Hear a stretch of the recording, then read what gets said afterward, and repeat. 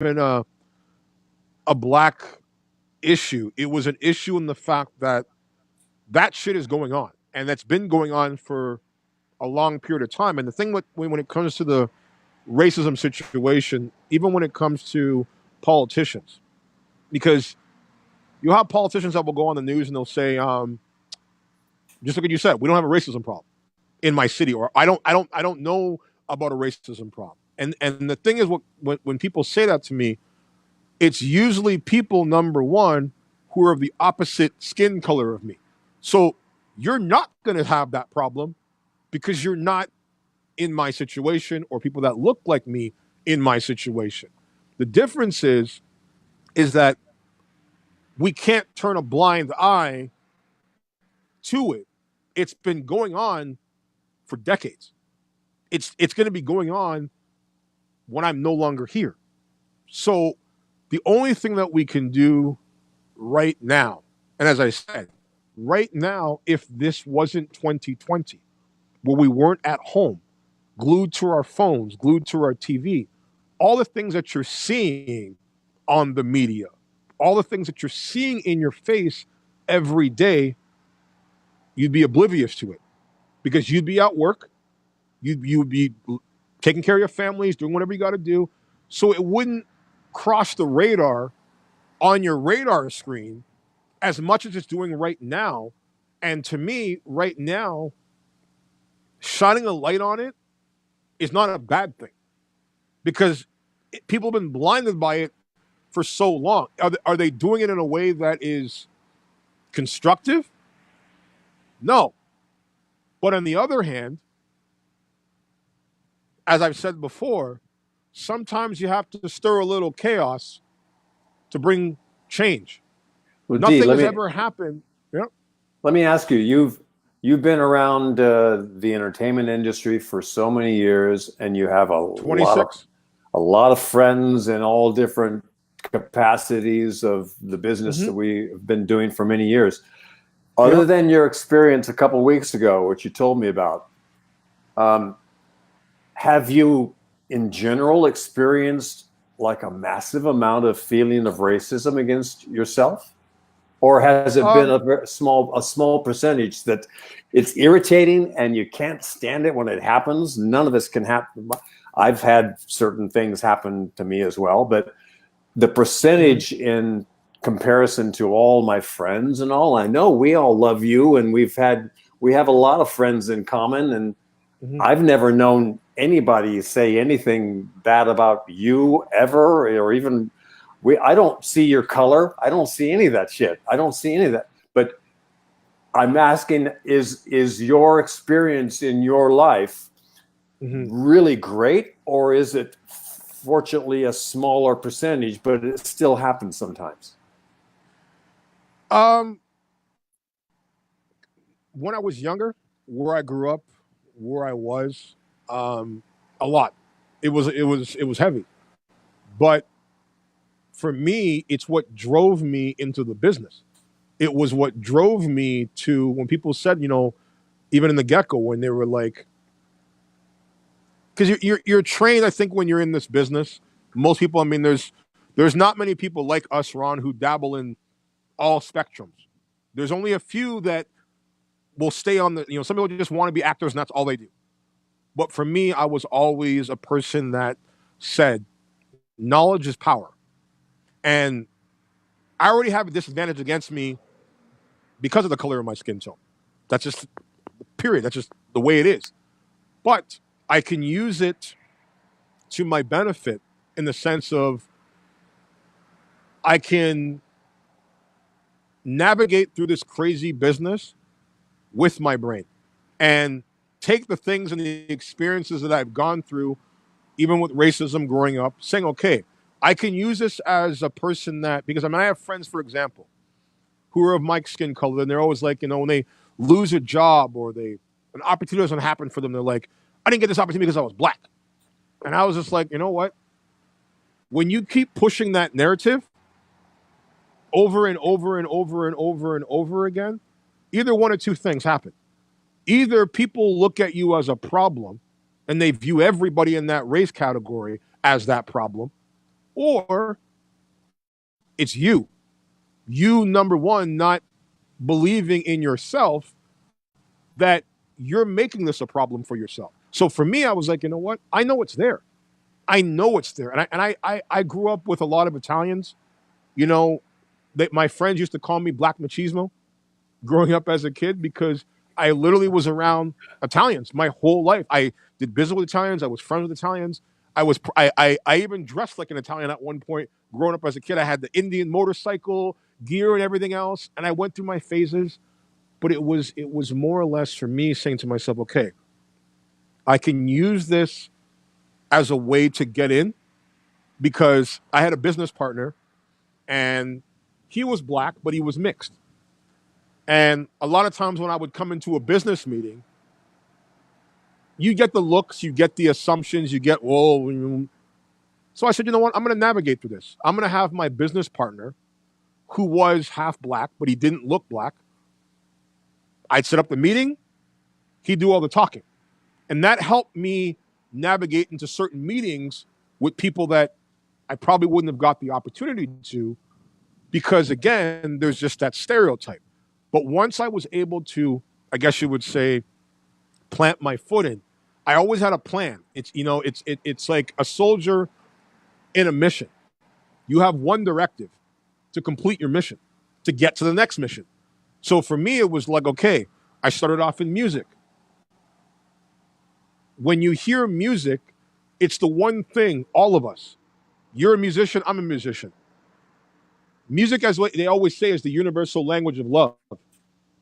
It resonates with everybody. There's everybody that has a song or a moment in time in their life when they hear a song that just hits that spot.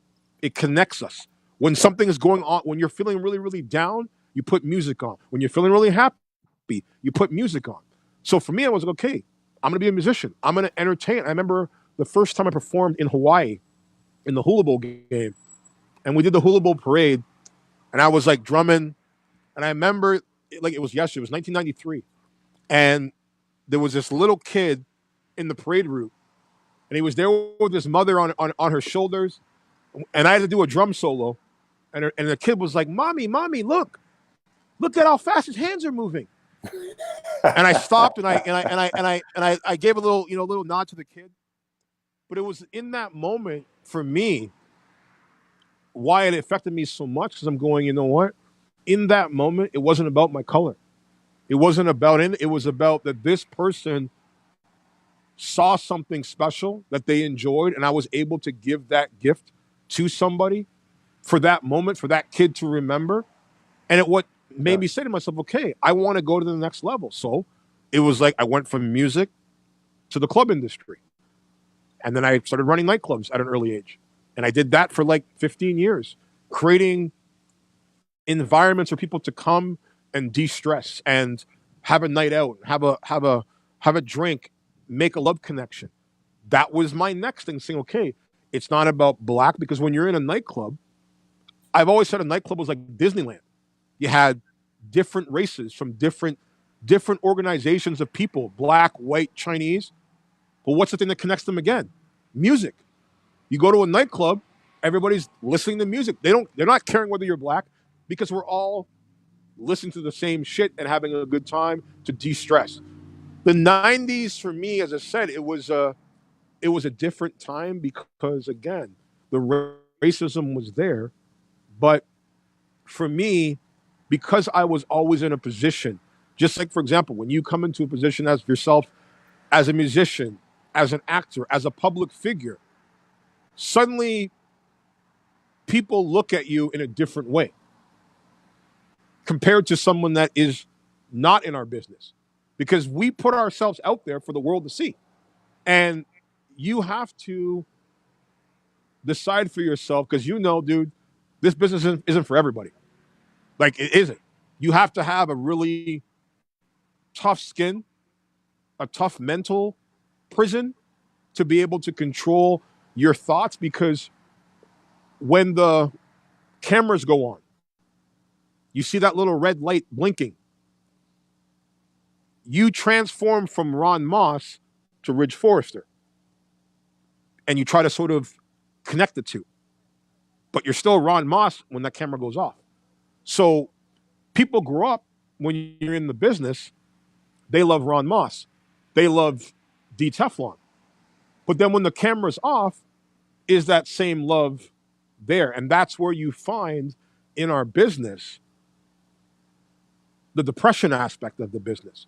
Because we work and we push ourselves to keep working because the biggest battle we have, I think all of us, maybe you can agree to this, all of us have as entertainers is the moment when we're not working, those thoughts, that mental prison that you're in going, okay, well, what's next? What's the next chapter for me? Where people, number one, they go to their regular jobs 9 to 5. They collect their paycheck every 2 weeks. They cash their check. They do it all over again. For us, there is no 9 to 5. Our business is 24/7. The real work is when you're not working. So for me, it was like the racism stuff that was always there. I was always just saying, okay, I'm dealing with this, but I'm so busy, I'm not gonna be that guy that focuses on the shit. Of course, I've had some situations. I mean, it's different in the sense of like where what I call the silent racism, where you work in a job and you bust your ass and you kill yourself and you've been there for 5, 6 years. And some person that walks in off the street who you know is nowhere near qualified as you suddenly gets a promotion. And you're like, what the fuck? Like, that's where you see the silent. But again, for me, it was always like, okay, I get it. But one day, my whole thing is like, you know what? Keep underestimating me. Keep looking at me as the person that's the help, the black guy, the whatever. But again, I'm not going to let it stop me because I have one mission to keep. Let me ask you something. Yep. I'm curious about this. What you're saying. What you're saying is your experience, and I'm very curious about it because for everybody watching D right now, everybody's feeling that you're a real. Tina goes, D is a real survivor. And multiple comments are going, D has such a wonderful positive energy. And you're very thoughtful. I know from years of knowing you how thoughtful and considerate, and you have a huge presence about you. You're a very articulate. You have an imposing presence when you meet this gentleman here in person. D, you have this wonderful sort of big personality presence, even when you don't even speak. You have a wonderful energy about you. And I know you've been through a lot of shit. I know you've been through a lot of hell shit, a lot of stuff. And that has probably obviously made you who you are, helped make you who you are. But well, that's the reason when you go back to your first question of where Teflon came from, that is it. That was a thing that my one mentor used to say to me. He's like, you've been through more shit that would have killed people. Literally. I've been stabbed. I've been shot at. I've gone through multiple health situations. But for some reason, this Teflon won't break. And that's when, for me, it was like, I Alliance Entertainment. And okay, Alliance was me